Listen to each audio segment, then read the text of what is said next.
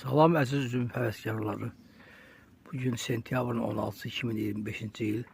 Sizləri yenidən albalıqdan salamlayıram. Kanalıma xoş gəlmişsiniz. Bugün sizə təqdim etmək istədiyim üzüm növü Rusiyalı seleksiyaçı Kraynovun Yubiley Novocherkassk üzüm sortudur. Gördüyünüz kimi gözəl çəhrayı rəngi malikdir.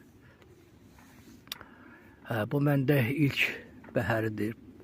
Özdə pasınkadan verib, ona görə salxımı kiçikdir və girələr də həmin ölçüdə deyil. Əslində bu salxımlar orta hesabla 800.000 1 kilo gəlir.